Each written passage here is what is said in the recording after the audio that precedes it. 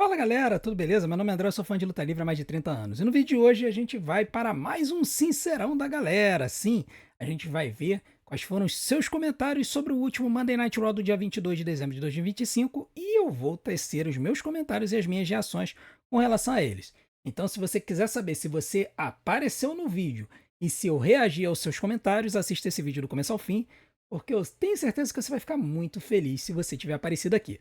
Mas antes, não deixe de fazer tudo aquilo que a gente pede para ajudar o nosso canal, em especial, senta o dedo no like, cara. Porque o like ajuda muito a gente, porque quando você clica no like, você indica para o YouTube que você gostou do vídeo, e isso faz com que ele divulgue a gente para mais pessoas, beleza? Então vem com a gente para mais um Sincerão da Galera, agora do Monday Night Raw do dia 22 de dezembro de 2025. E a primeira colocação é sobre a Bayley, né? Que é uma personagem que a gente ainda não sabe como é que tá se portando e tudo mais. Mas o Thomas tem um comentário legal. Ele diz o seguinte: em primeiro lugar, Feliz Natal, tiozão. Em segundo, é tão bom ver quando a WWE solta as amarras da Bayley. É quase um vai lá, Hulk, esmaga, meu filho. Os golpes dela ficam com uma violência e intensidade que são lindos de se ver. Sem contar a cara de psicopata que ela faz. Meu sonho para 2023 e de 2026 é que coloquem a Tatum junto com a Bayley e a Lyra. Isso vai ser insano. Cara, vamos lá, por partes. Eu concordo plenamente com você.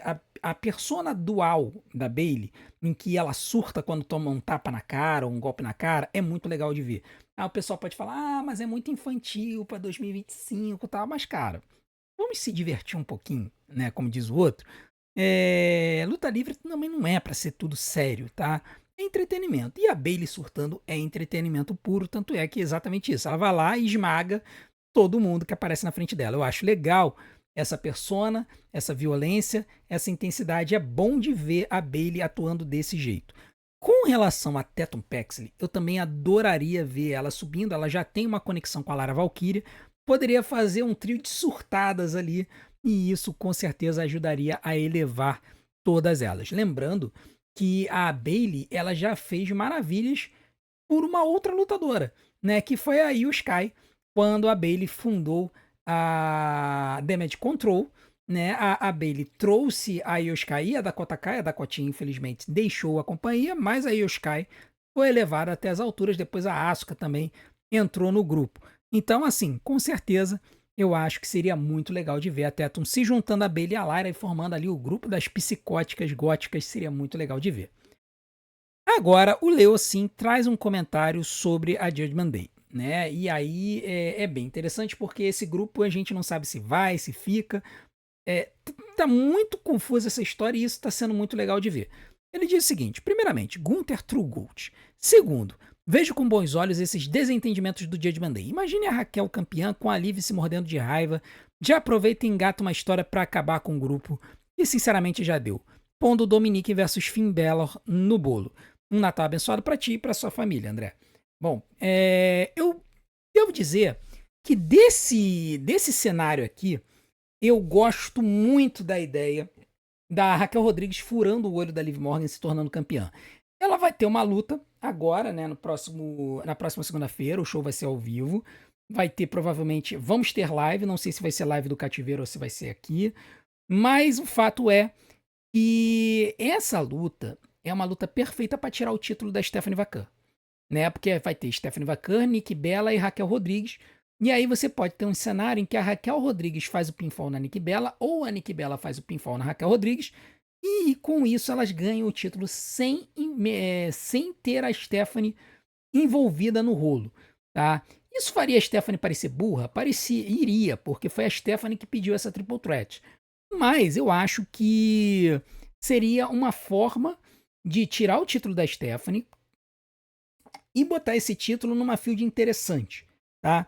Então, eu particularmente eu gostaria de ter isso, de ter essa possibilidade da Raquel Rodrigues ganhando o título, fazendo pinfall na Nick, e aí sim, ela poderia começar a se enrolar com a Liv Morgan e isso gerar o fim do Judgment Day. Eu acho que, agora eu vou concordar com todo mundo de que realmente a Judgment Day já deu. Eu acho que tem que ir um para cada lado, cada um seguir a sua vida e tem potenciais inúmeros aí de storylines com o fim da Judgment Day. Agora nós temos um comentário, na verdade dois comentários, na verdade tiveram vários comentários, com todo mundo achando essa história que na verdade surgiu na gringa, sobre o Austin Theory na Division. O Edi e o Rafael foram alguns que trouxeram esse comentário, a Cibele também trouxe, várias pessoas trouxeram esse comentário. Disseram o seguinte: bom, o Edi disse: tiozão tem uma teoria sobre o Austin na Division, acho que é um plano do Rollins junto com o Paul Heyman e o Bronson Reed para futuramente voltar e atacar o Bron. Foi rever o episódio que ele foi atacado e claramente o Bronson foi forçado, ele não queria.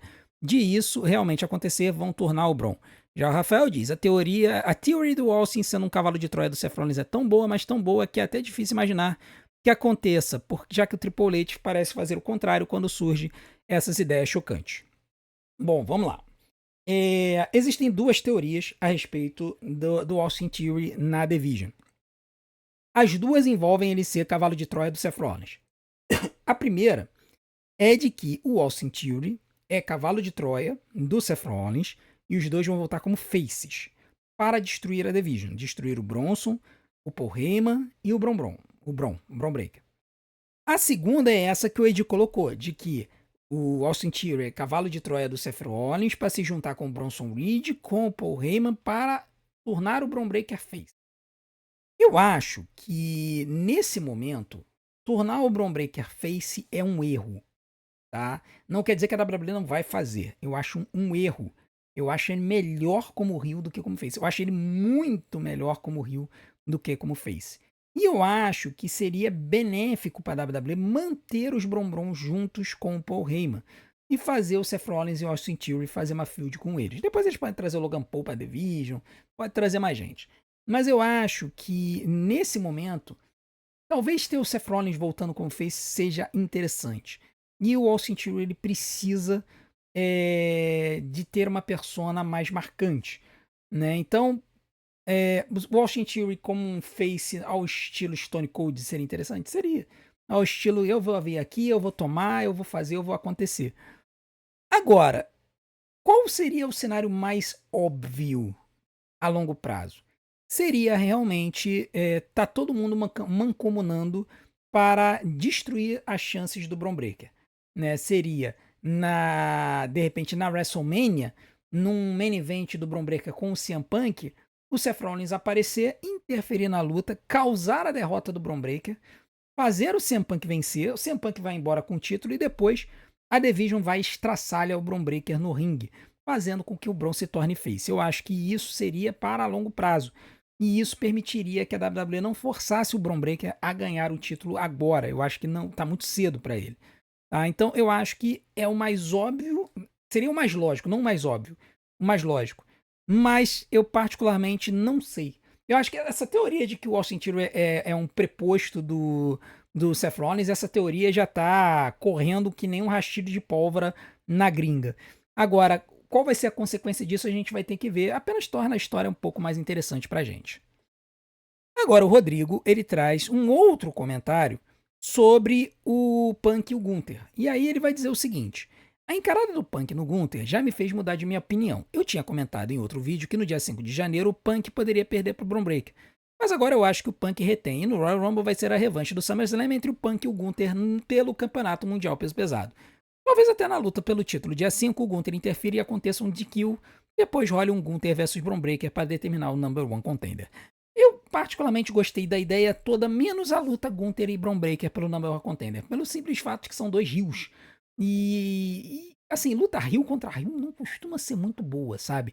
Um dos dois teria que lutar como face. E aí quem? Quem lutaria como face? Não tem, entendeu? É meio esquisito. O que eu acho que poderia acontecer, sim, é que nesse cenário o Gunther se tornasse favorito a ganhar uma das duas lutas de acesso ao título, ou o Royal Rumble ou o Elimination Chamber, tá? O Royal Rumble a gente já pensou em Sami Zayn, a gente já pensou em Bron Breakker, mas o Gunther agora tá surgindo aí como um potencial vencedor. E se ele não ganhar o Royal Rumble, se eles quiserem dar o Royal Rumble para um lutador novo e tudo mais, ele se torna mega favorito para vencer Elimination Chamber. Eu acho que é o melhor acesso do Gunther para uma luta pelo Campeonato Mundial é essa via. E por essa via, eles até podem transformar uma luta numa Triple Threat, numa Fatal 4-Way. Já tem um tempo que eles não fazem luta por Campeonato Mundial sem ser um contra um. Então é uma possibilidade de eles colocarem mais gente no main event da WrestleMania e fazer uma luta de múltiplos lutadores, tá? Mas eu acho que o Gunther, não só com a encarada contra o Punk, mas por ter aposentado o Cena e pelo impacto que tá gerando, isso deve fazer a WWE mudar os planos e a gente deve ver Gunther campeão em breve, tá? E tem uma outra possibilidade que o pessoal comentou que pode ser mais interessante. E é o que o Alexandre disse. Tiozão, sinceramente o Gunther ganhou ainda mais aura depois da aposentadoria do John Cena. E agora é o meu favorito para vencer o Royal Rumble. O chato do Corey está a precisar de um novo adversário. E acho que o Gunther vencendo poderia enfrentar o Corey e estraçalhar na WrestleMania. Esse é um cenário muito intrigante. Por quê?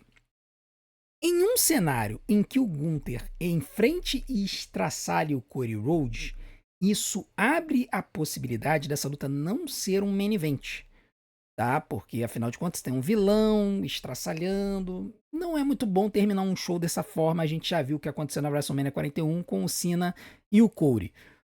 Eu não sei se eles fariam o Cody perder duas vezes em duas WrestleMania seguidas, mas enfim, eu acho que se isso aqui acontecer, abriria as portas para a gente ter um main event feminino na WrestleMania, algo que me intriga muito. Já tem um tempo que a WWE não bota um main event da WrestleMania, um true main event, ou noite um ou noite 2 com as mulheres. E eu acho que elas merecem, pela qualidade da luta, pela qualidade de entrega, pelo potencial, elas merecem um main event.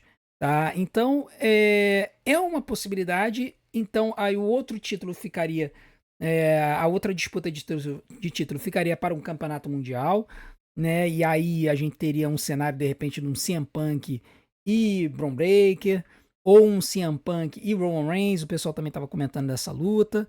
E isso faria com que um dos main events tivesse fechado e aí o outro pudesse ser uma luta feminina. E na minha aposta, o ideal seria que fosse pelo Campeonato Mundial Feminino, que hoje é o que tem mais importância. Tá? Então, vamos ver o que vai acontecer. Eu acho que o Gunther vai acabar vindo para um campeonato mundial. Não sei se ele vence o Royal Rumble, não sei se ele vence o Elimination Chamber, ou se ele simplesmente bota o dedo na cara de alguém e ganha o título. Vamos aguardar, mas que o Gunther não vai passar 2026 sem um campeonato, não vai não. Agora nós vamos ter um comentário sobre o biólogo Gabriel sobre o Austin Theory. E ele vai dizer o seguinte: Austin Theory combina muito com o Paul Heyman Guy. Ele tem muito talento no ringue e muito potencial para engrenar e ganhar push. Concordo plenamente. Concordo plenamente. Eu já de um tempo eu comecei a gostar muito do Theory. Eu particularmente não gostava dele como campeão dos Estados Unidos, mas simplesmente pelo fato de que na época ele estava sendo mega forçado como o cara do Vince McMahon, né? Aquela coisa dele de ficar tirando selfie com o Vince, ficar vindo tirando selfie com todo mundo. Eu não tancava aquela gimmick. Mas depois, ele se tornou mais sério e agora ele voltou muito, muito sério. E eu acho que realmente ele tem toda a pinta de um Paul Heyman Guy. Ele tem assim, um potencial enorme de crescimento como um Paul Heyman Guy. Então a gente tem que ver como é que a WWE vai buscar ele na Division. Eu espero que não coloquem ele para tomar os pinfalls, né? Porque esse é um grande problema. Por exemplo, quem toma um pinfall na Division hoje é o Bronson Reed. O Bronson Reed é que toma pinfall na Division. Né? O Bron Breakker não pode tomar, o Seth Rollins não podia tomar, então quem tomava era o Bronson. Eu espero que não seja o Theory agora. Mas existe essa grande possibilidade. Eu espero que eles façam o booking do Austin Theory com força para que ele possa crescer no futuro. E por mim, cara, colocava ele ali já no cenário secundário para de repente ele abocanhar aí esse campeonato, né, esse campeonato intercontinental. Eu acho que faria bem para ele e para o grupo também ter um título secundário. O Marcos Vinícius agora, ele traz um comentário sobre os narradores brasileiros. Já tem um tempo e a gente tem visto pessoas falando sobre a narração brasileira. Tá? Eu tenho evitado falar sobre ela porque, assim, eu não quero que as pessoas tenham ideias erradas, mas eu acho importante a gente comentar sobre isso. Tá? O Marcos Vinícius ele diz o seguinte: quando comecei a ver WWE, meu conhecimento em inglês era zero, por isso assisti com a narração em português. Mas, tiozão, eu não sei o que acontece com os narradores brasileiros. Eles não conseguem manter uma linha clara de raciocínio, erram os nomes dos golpes dos narradores, erram os nomes dos golpes de todos. Me parece que com o tempo, eles deixaram de aprender e consumir o ganha-pão deles. Dito isso, acompanhar em inglês é muito melhor. Olha, eu não vou chegar a fazer inferências sobre o que aconteceu. Mas o que eu posso dizer é que realmente a narração em português, ela deixa a desejar em alguns aspectos. Em especial, na sequência da luta. Tá? É muito comum eles se confundirem em nomes de golpes básicos. Eu não estou falando de golpes complexos, não. Porque existem alguns golpes que têm pequenas diferenças. Né? Um facebuster de um flatliner é uma diferença muito sutil. Um German suplex de um belly-to-back suplex é uma diferença sutil. Agora, você confundir um pinfall de cruzeta com um Rings of Saturn, que é um finalizador, né? É um golpe de submissão, aí já é um pouco. Sabe? Você olha assim e fala, realmente, eu não sei o que acontece. Por quê? Porque o Marco Alfaro e o Roberto Figueiredo, hoje eles são dedicados à WWE. No passado, quando eles eram da Fox, eles narravam NASCAR, né? Assim, bem lá no passado, vamos contar a história dos dois, né? Eles começaram, assim, que eu me lembro de começar a acompanhar os dois, eles eram comentaristas da ESPN Internacional quando ela não era fechada com a ESPN Brasil. A ESPN Internacional começou a fazer transmissão em português, e aí na NFL e no beisebol, os dois eram comentaristas. O Marco Alfaro, ele comentava os jogos da NFL com o André José Adler, e o Roberto Figueroa comentava jogos da NFL e de beisebol com o Ivan Zimmerman. E aí, os dois eram comentaristas. Depois, eles saíram, foram para Fox e começaram os dois a fazer a narração da NASCAR. Sempre com o Marco Alfara como face e o Roberto Figueiredo como Rio. O Roberto Figueiredo, na época, já era Rio. Tanto é que ele torcia pro Kyle Busch, porque eram corredores mais agressivos e tudo mais. Quando eles foram para a WWE, a dinâmica se manteve. O Marco Alfaro como face e o Roberto Figueiredo como Rio. E eu não me lembro de eles errarem tantos nomes de golpes assim no passado, lá atrás, quando eles começaram. A impressão que eu tenho é que eles, na ansiedade, principalmente o Marco Alfaro, tá? O Marco Alfaro, que é o play-by-play. Na ansiedade de dar nome aos golpes, ele acaba se enrolando. Por quê? Porque ele não tem acesso ao script da luta. Coisa que o pessoal nos Estados Unidos tem. Tá? O pessoal nos Estados Unidos, eles têm, e eu desconfio, um certo croquis ali da luta, aonde, assim, eles sabem mais ou menos quais são os golpes que vão ser aplicados. Não necessariamente todos vão ser aplicados, porque a luta muda, é dinâmica. Mas os americanos têm isso, e eu não sei se os brasileiros têm. Eu não tenho certeza, tá? Então isso atrapalha um pouco a vida do Marco Alfaro. Chega um golpe que ele não está acostumado, ele se enrola. Além disso, a gente precisa entender que eles são profissionais da mídia, eles têm outros compromissos. Eu não sei se eles vivem 24/7 de luta livre. Se eles vivessem 24/7 de luta livre, né, por exemplo, se eu fosse contratado da WWE, só narrasse WWE, meu irmão, eu ia estudar. Eu ia ler, eu ia ver, eu ia tentar ver tudo quanto fosse vídeo de luta livre para que quando chegasse na hora, eu pudesse verdadeiramente passar o conteúdo legal para o público.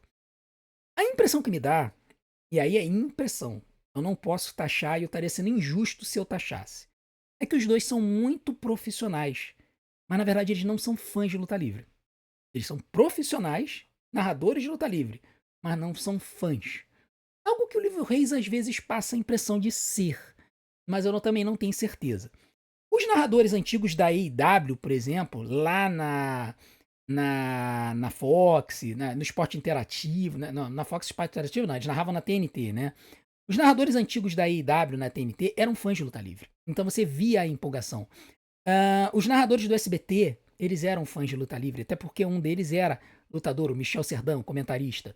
Lá na Manchete, lá atrás, Carlos Valadares e Bob Léo, fãs de luta livre, o Bob Léo era ex-lutador. Então, talvez seja isso que esteja faltando na narração brasileira. Um cara que seja ex-lutador, tá? Que seja fã real de luta livre e um narrador que realmente goste da coisa. Eu não estou querendo dizer que o Marco Alfaro não gosta da coisa. A impressão que passa é que ele é um profissional e é narrador de luta livre. E não necessariamente um fã de luta livre. Quer ver um outro narrador que passa essa impressão? Joe Tessitore, narrador do SmackDown. Você vê a narração em inglês, às vezes chega a ser depressiva. Você acompanhar a narração do SmackDown e você vê que o cara tá se forçando a querer passar uma emoção e ele, na verdade, não sente. É diferente do Michael Cole, por exemplo. Era diferente do Jim Ross, diferente do Excalibur, da AEW. Pessoas que gostam do que estão fazendo. Tony Schiavone também pessoas que gostam do que estão vendo e transmitem essa emoção ao narrar. A gente não vê isso na narração brasileira. Então, assim, eu acho que talvez, tá, e aí é uma crítica construtiva. Eu não sei se eles estão vendo esse vídeo, não tenho certeza. Talvez estejam. A crítica construtiva é tentar mostrar mais gosto pela coisa. Às vezes, tem algumas narrações do Marco Alfaro até que são interessantes, mas não são todas. Tá? Tem algumas narrações que você olha assim, caramba. Eles até fizeram isso recentemente, mostrando várias narrações de vários países e a narração brasileira não aparece, porque quando eles comparam com a emoção de narrações de outros países, as dos outros países acabam entrando na frente. E a do Brasil é assim, que isso? Entendeu? Às vezes um pouquinho mais de berra, um pouquinho mais de emoção ajuda na transmissão. Mas essa é a minha opinião, tá? Sem querer criticar os dois, são excelentes profissionais e, assim, por exemplo, a tradução das promos do Marco Alfaro e do Roberto Figueroa são 95% acuradas, tá? Então, inclusive são melhores do que as minhas. Eu faço as minhas porque eu gosto de ouvir em inglês, mas a tradução deles na tradução das promos é muito boa. E por fim não, né? Nós ainda temos dois comentários. O primeiro comentário é o do Iago sobre a Nikki Bella, um comentário polêmico. Ele diz o seguinte: acredito que o tempo da Nikki Bella já passou enquanto a divisão feminina evoluiu muito. A Nikki ficou parada no tempo e voltou agora por puro ego. É polêmico, tá? Eu não acho que a Nikki Bella voltou por ego, não. Eu acho que a Nikki Bella voltou porque a WWE sabe que ela tem cartaz, ela estava interessada em lutar, ela já disse em entrevistas que ela queria lutar para mostrar pra filha como é que era. E, cara, casou. Casou o interesse das duas partes, né? A WWE foi lá também, deu um cash pra ela, e ela quis voltar. Cara, a verdade é que a Nikki Bella não precisava ter voltado. Ela tem dinheiro, ela ganhou dinheiro lá com reality shows, ela não precisava ter voltado. Voltou porque quis, voltou porque estava afim de entreter o público, entreter a filha. Tem uma Bella Army, um grupo de fãs enorme que gosta dela. Inclusive, nos comentários desse comentário aqui do Iago, tinha gente defendendo a Nikki Bella, falando que ela tá ajudando muito a Stephanie Vacan. Particularmente, eu acho que não tá ajudando nenhuma das duas, tá? Porque a Stephanie Vacan deveria estar fazendo field com outras lutadoras que consigam arrancar mais qualidade dela. Na verdade, assim, a Nikki, sei lá. Mas a persona vilanesca dela é interessante, então eu acho que é isso. Agora, que a divisão feminina evoluiu muito e que a Nikki Bella tá atrasada, isso é um fato. Eu acho que ela deveria tentar buscar, se reinventar, pensar em novos golpes. Não que ela vai dar piruetas no ringue que nem a Io Sky, mas ela poderia tentar se reinventar, criar novos golpes ali para tentar melhorar o ringue dela. Mas que é um fato de que ela tá lá atrás, lá na era das divas ainda, isso é um fato. E eu acho que ela não deveria estar lutando pelo campeonato mundial. Essa é a minha opinião. Eu sei que a Bella Army vai se irritar comigo. E por fim, o Antônio Júnior trouxe um comentário sobre algumas coisas que eu gostaria que fosse um belo presente de Natal pra gente. Ele diz: quero muito ver o Drew McIntyre ganhar o título, o Cody se tornar vilão e o Bron Breakker se tornar o que era o Brock Lesnar na época do Next Big Thing. Bom, tirando a parte do Bron Breakker, o resto são presentes de Natal que eu adoraria receber. Drew McIntyre campeão, Cody Rhodes virando vilão, seria o suprassumo. Com relação ao próximo Brock Lesnar, eu gostaria que fosse o Bafemi e não o Bron Breakker. Beleza? Bom, galera, muito obrigado por tudo o que vocês têm feito pelo nosso canal. Eu desejo a todos vocês uma feliz noite de Natal, que vocês possam aproveitar uma noite abençoada com as suas famílias. Durante os próximos dias nós vamos estar postando alguns vídeos aqui, não com tanta frequência, mas com certeza pelo menos um videozinho por dia a gente vai estar postando aqui para poder alegrar esse seu fim de ano. E colhem com a gente, porque janeiro tá vindo aí, vai começar a estrada pro Royal Rumble, e aí, meu amigo, o bicho vai pegar, beleza? Se você está assistindo esse vídeo pela primeira vez e você não é inscrito no nosso canal, se inscreve aqui no canal. A gente está querendo chegar a 10 mil inscritos, falta pouco e a gente quer chegar lá antes do Royal Rumble. Eu conto com a sua inscrição. E não deixe de fazer tudo aquilo que a gente pede para ajudar nosso canal. Deixe seu like, se inscreva no canal, ative o sininho para receber as notificações dos nossos próximos vídeos. Deixe seu hype e, acima de tudo, assista e maratone os nossos vídeos. Aproveite essa noite de Natal se você estiver entediado. Maratone os nossos conteúdos. Vou deixar uma opção aqui na tela para vocês. Desde já, o meu muito obrigado. A gente se vê do outro lado. Um grande abraço. Feliz Natal para você e para sua família. Até a próxima.